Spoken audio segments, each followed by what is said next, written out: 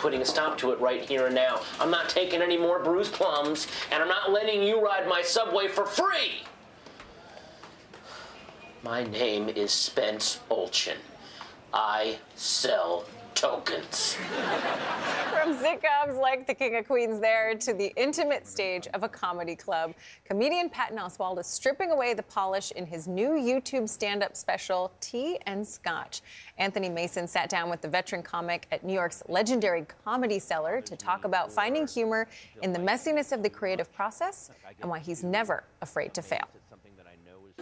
Maybe if we'd had cell phones back in the 1300s, it would have been a few less witch burnings. I don't know, if people had hobbies like Wordle or Candy Crush.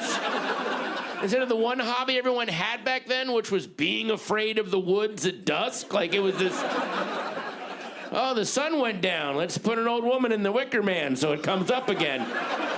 Patton Oswalt shot his new YouTube special, Tea and Scotch, in a small club in Madison, Wisconsin. And I've done some huge theater specials, you know, like on Netflix, but I wanted to do something where it was less this and more this. How was school today, sweetie? It was pretty good, dude. No, listen, no, wait. I'm not here to sell you weed, okay? I'm still signing permission slips. How does a routine start to come together for you? There's something that either bothers me or delights me too much. Like I get too amazed at something that I know is frivolous. They're working too hard on Yellowstone. They could just show the hoofs being cleaned. Why are they bothering? I don't think we get to choose what lands and eats at us. Yeah. And so you learn very quickly, it's the stuff that kind of you're most embarrassed to admit that you're obsessed with that will always land, because people are realizing I'm actually watching something real. Do you get to a point sometimes where you've got something and you know there's something funny in there, but you can't figure out what it is? Oh, all the time. Yeah. And a lot of times, you just need a different eye on it. I park my car at the base of a hiking trail. Then I walk away from my car until I eventually turn around and walk back to my car. So how quickly will you take that idea out to a comedy club? I will take it out immediately, and you got to work it over and over again until you get to where it is. I'm not afraid of the sloppiness. Was that something you had to learn, or did you feel that way pretty much at the beginning? You know what I had to do? I had to fail a bunch of times. I had to really, really, really fail, and then wake up the next day and go, oh, the world, not only did the world not end, nobody cares.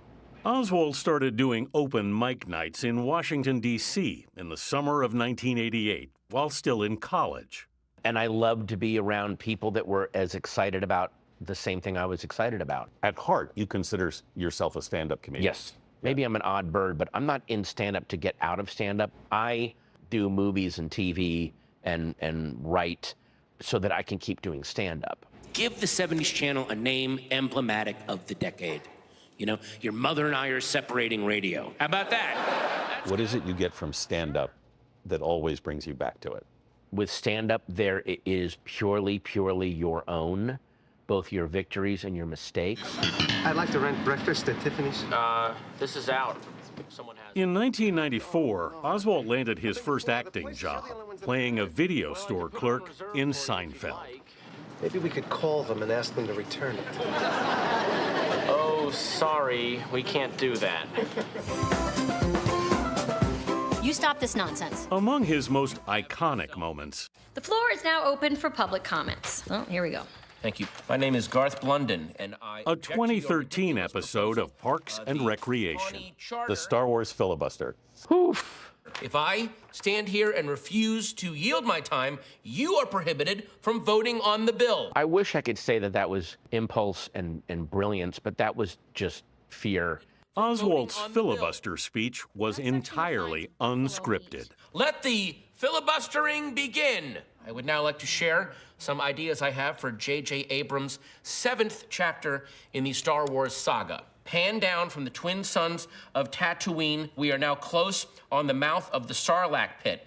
After a beat, the gloved Mandalorian armor gauntlet of Boba Fett grabs onto the sand. All of that was coming out of you just spontaneously? Yes, that was all spontaneous. That was all Don't stop talking. Don't ruin the scene. Yeah. Don't blow it. That means he can jump from different realities. This will be our link to the Marvel universe from the Star Wars universe. But it goes on for like 8 minutes. I kind of revealed to the world the amount of absolutely useless information that I carry in my brain.